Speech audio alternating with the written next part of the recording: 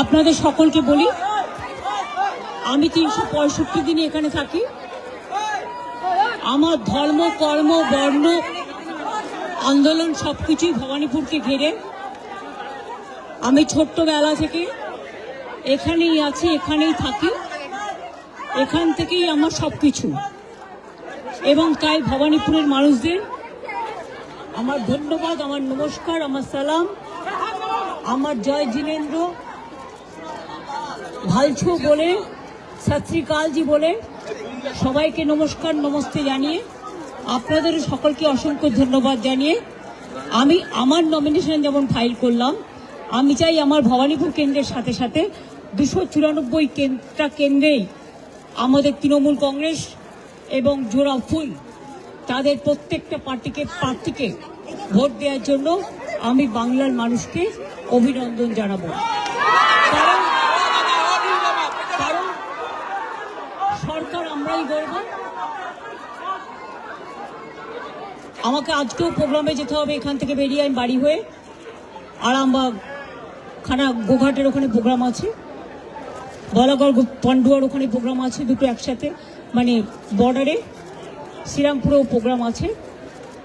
আমি করে ফিরবো, কালকে আবার প্রোগ্রাম আছে, রেগুলার আছে, এখন চলবে, কোনো অসুবিধা নেই। আপনারা সকলে ভালো থাকুন, গরমে শরীরে যত্ন নেবেন এবং ঝড় জল বর্ষা সব কিছুই থাকবে, সকলে তার মধ্যে ভালো থাকবেন, সুস্থ থাকবেন, সুন্দর থাকবেন।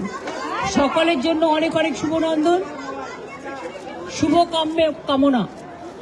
আমি মনে দুঃখ নিয়ে করছি, কারণ এত নাম বাদ দিয়েছে মানুষের।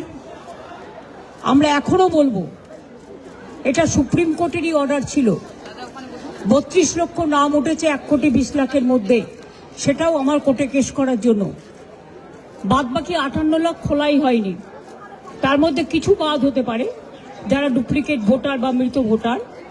বাদ বাকি এমনকি অ্যাডজুডিকেশনে যে 27 লাখ কয়েক হাজার বাকি আছে, 50,000 60,000-এর মতো, তাদের ভোটাধিকার দেওয়া উচিত বলে আমি মনে করি। পরে নাম তুলে কি হবে, তারা তো ভোটটা দিতে পারবে না।